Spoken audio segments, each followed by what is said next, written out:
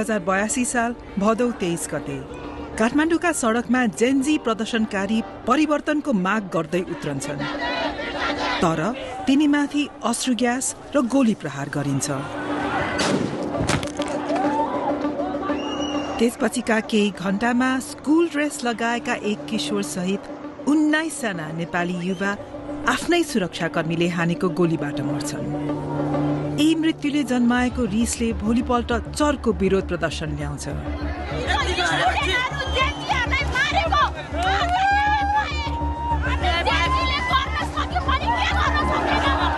यसपटकको रिस नियन्त्रण गर्नै नसकिने बन्छ।